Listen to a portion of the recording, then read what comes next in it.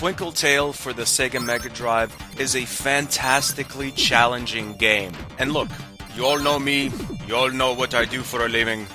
I don't like games that are way too hard, and this game is hard but not too hard because it gives you all the tools to succeed. The controls are really smooth and responsive, and it's just your own fault if you lose in this game. The game gives you the ability to get out of the way of an enemy's projectile. Now, I think the only thing that stops this game from being great to Western audiences is the fact that it was only released on the Mega Drive in Japan, and the story is in Japanese, so if you can't speak or read Japanese, you can't keep up with the story. Not like you really need to, because this is an action game and not an RPG, but that would be nice. I mean, like, the game starts off with all these lights flying into each other, and I have no idea what's happening. Are planets having sex? Is someone playing with flashlights in a movie theater? Oh, good. Someone's excited, judging by that exclamation point, but also confused, judging by that question mark. I'm kind of keeping up, I think.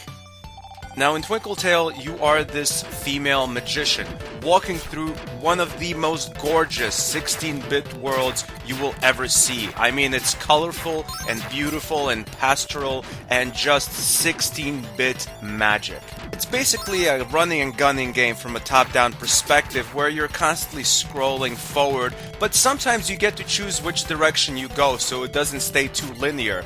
You have 3 different weapons to choose from, and you can switch up between these weapons in real time. You can also pick up power-ups to make these weapons stronger, up to a strength level of 3. And the second you get hit with one of these weapons equipped, your strength level goes down. So not only does your life go down, but you also get weaker in terms of using the specific weapon you're using at that time. Now, objectively, like in Gunstar Heroes, the weapon that kind of follows the enemies, you know, the heat-seeking weapon or whatever, the one that flies at enemies no matter where you're standing, is better in the beginning. But then the enemies get a little trickier, and sometimes it's actually smarter to switch up the weapons. A lot of the times, the star weapons that shoot in like a triangle, they become much better to use in certain parts of the level, and sometimes, especially with boss battles, the best strategy is to constantly change your weapons in real time. It doesn't take too long, it's literally just like a millisecond to switch your weapons. So sometimes, depending on where you're standing while you're fighting a boss, it's smart to switch your weapons so you can do the most effective damage and kill the boss in the fastest amount of time. Now, aside from the regular attacks, you also have these special attacks. When you press the A button, you perform this AoE attack, and these are very strong and can pretty much take off all the add-ons on the screen, but they do run out. These are also things you just have to pick up in the environment. There's little tricks you learn if you've played the game for a long time like me. Like, say, when you have your maximum capacity of these AoE powerful attacks, and you just shoot down a chest and a new one pops up. Obviously, you can't hold anymore, so use up one of the ones you already have if there's enemies around you, and then pick up that next one. If you just pick up the next one, it's basically wasting a powerful weapon.